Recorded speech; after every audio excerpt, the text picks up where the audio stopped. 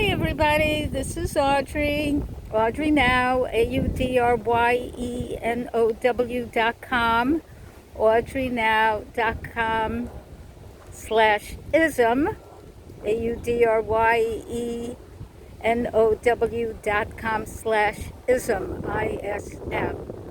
This is August, I think it's the 19th, video 1. This may seem to some to be a controversial post, yet here we go. So, do you call it breastfeeding when a woman nurses her baby? Or do you call it chest feeding? And do you not use the word woman? Do you use the word person who birthed a baby? Or person who had a baby? What language are you using? As much, and my course is called Be Free, Ism Freedom, Be Free of the Causes and Effects of Racism, Sexism, and Other Isms, and that includes transphobia. That being said, there is no way at this point where I'm going to call these two parts of my body chests. They are breasts. And yes, my daughter, for a small period of time, she was preemie, nursed from them. She did not nurse from chests or from some being that somehow managed to have her. She birthed from her mother, me. And she also took care of her kids, which is a whole separate conversation. I don't want to get into her life.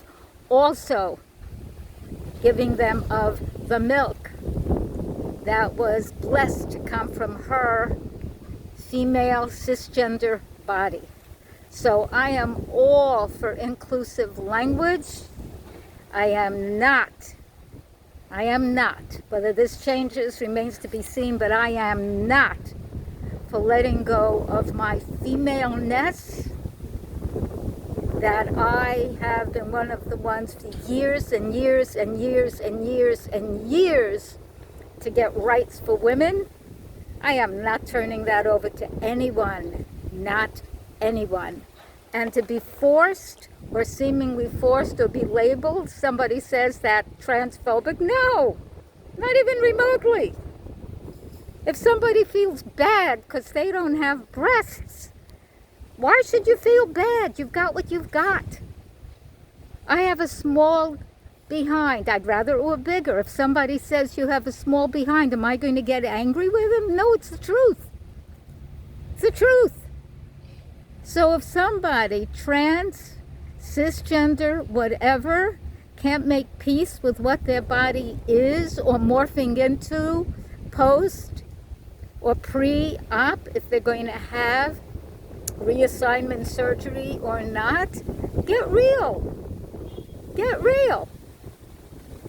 Yes, I still think of men as having a certain sexual organ that me, as a cisgender heterosexual woman, when I'm with my lover, when that day comes, when it is, I love that.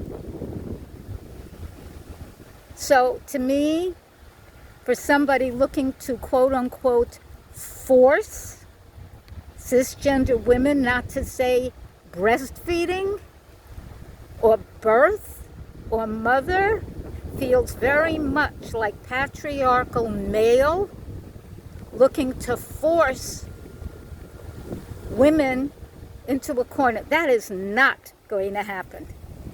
And for some women who let it happen, girls, women, ladies, no. If you're transgender and you want to have different language for you, have it. Have it. People who are non-binary, you want to call yourself them, do it. I would use other language, but if that's what you want, use it. We are in a place of mammoth change. And I'm not going to get into every body part because I would like this to be an easily accepted post. But there is no way at this point in time that I'm going to say chest fed. That's ludicrous to me. Cisgender men have chests. And if a transgender woman has a chest, that's what you have. You don't have mammary glands in there. You can't lactate. At this point in our development with surgery and with stem cells and with cannabinoid and all this, you don't even yet have fallopian tubes. You might someday, we might be there.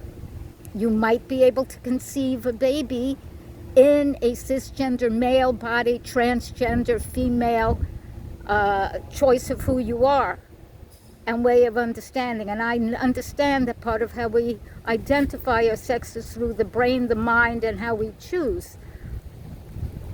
But it's people that have ovaries that ovulate, through that eggs come through the fallopian tube, that get fertilized with sperm. Baby grows in the womb, generally. That's how it works. It may be different at some point, but right now, that's how it works. And this is with love and understanding for everyone. I get that we are in the age of Aquarius. I so get that. This is so representative of that. And I get that androgyny. We all knew this for years, those of us that do astrology, that Aquarius is more androgynous. So this language is androgynous, okay? But some of us are what we are. And some of us still like that language. Maybe it will change. I use the terms black, brown, beige to describe people. We're not just black or white. That's ludicrous. And some people who identify as black, they're practically my complexion. So they're more white than black. They may be culturally identified as black, but DNA, a little bit more white. If you don't like that, then get a DNA test and see what your DNA is, and you can identify culturally however you choose. Anyway, that's it for now. Please do go to AudryeNow.com/ism, ISM. It's an astounding course. Thank you. Bye-bye.